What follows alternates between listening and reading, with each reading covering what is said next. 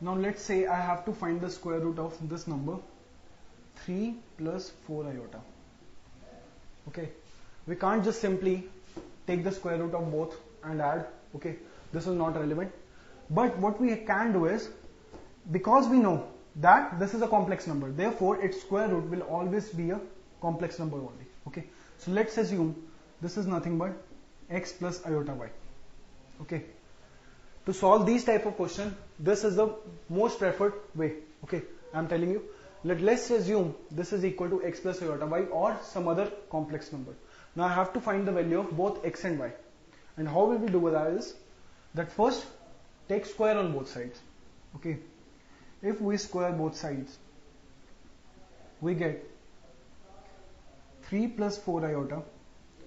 Okay, this square root will cancel out, is equal to x plus iota y whole square. This is equal to x square minus y square plus 2 iota xy. Okay, so after squaring we got two complex numbers, one on the LHS, one on the RHS.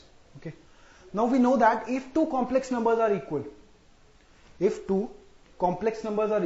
then the imaginary parts and the real parts have to be separately equal. Okay, so that I will do.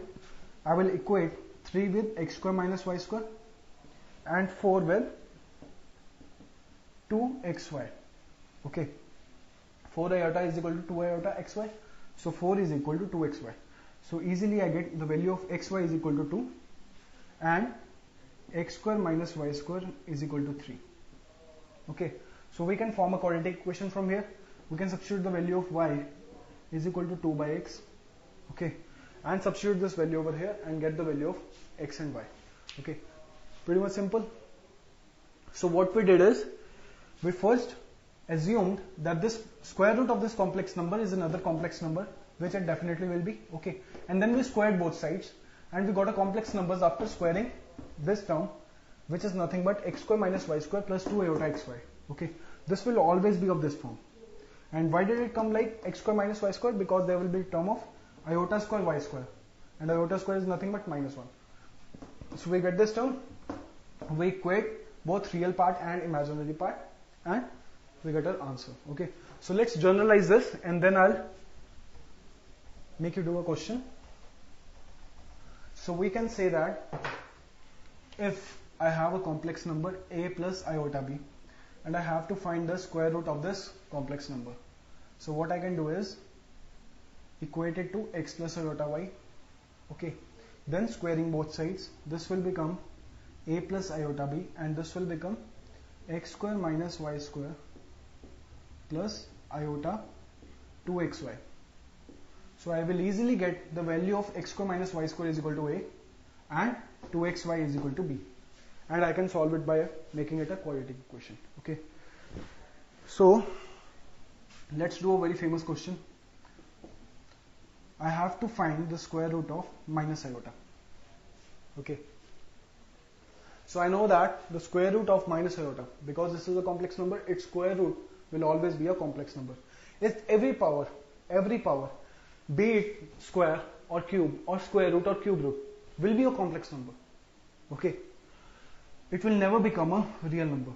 Complex numbers can never get out of the domain of complex number, multiplying it any number of times. Okay, so this will become x plus iota y.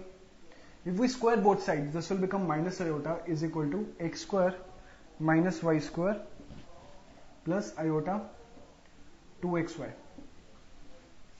Okay, so if we see the real part in the LHS is 0, so we can say that x square minus y square is equal to 0, which implies x square is equal to y square. Okay, or we can say that x is equal to mod y.